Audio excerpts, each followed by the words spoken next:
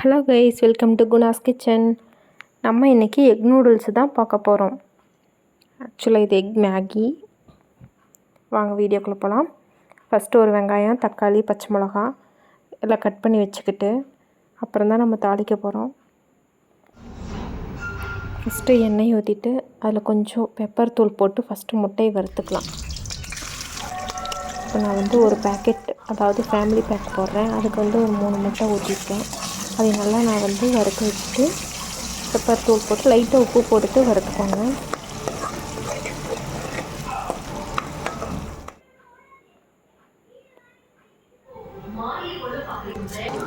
வறுத்ததை ஓரமாக வச்சுட்டு அதுக்கப்புறம் எண்ணெய் ஊற்றி கடுகு போட்டு பொரிஞ்சதையும் வெங்காயம், பச்சை மிளகாயும் போட்டு நல்லா வதக்கி விட்டுட்டு அதுக்கப்புறம் கொஞ்சம் கருவேப்பிலை போட்டு அதையும் வதக்கலாம்.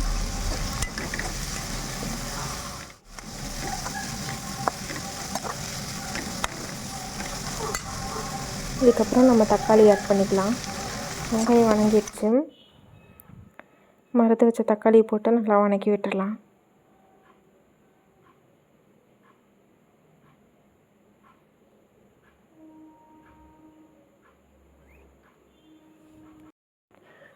இப்போ நம்ம இதுக்கு தேவையான அளவு தண்ணி ஊற்றிக்கலாம். ஒரு 200 ml ஊற்றுங்க. ஊற்றிட்டு கொதித்த உடனே அதில் இருக்கிற அந்த மசாலா பேக்கெட்டை ஓப்பன் பண்ணி போட்டுருங்க. அதில் இருக்கிற ஒரு 4 பேக்கெட் இருக்கும். 4 பேக்கெட்டு போட்டு நல்லா ஒரு கொதி வந்ததையும் நம்ம நூடுல்ஸை போடணும்.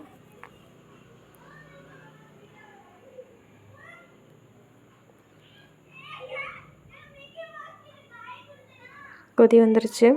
இப்போ நூடுல்ஸை போட்டுடலாம்.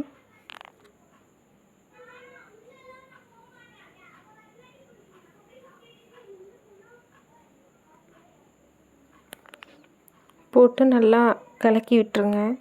உடையாமல் அப்படியே மெதுவாக கலக்கி விட்டுருங்க. ஒரு 5 நிமிஷம் மூடி வச்சுட்டு நல்லா கொஞ்சம் ஹை ஃப்ளேம்லேயே வச்சுருங்க. ஜஸ்ட் ஒரு 3 மினிட்ஸ் விட்டிங்கனாலே போதும். நல்லா தண்ணியெல்லாம் சுண்டிடும். நல்லா இப்படி சுண்டின உடனே நம்ம வறுத்து வச்சுருக்க முட்டையை போட்டு நல்லா மிக்ஸ் பண்ணி விட்டுடலாம். இப்போ எக் நூடுல்ஸ் ரெடி.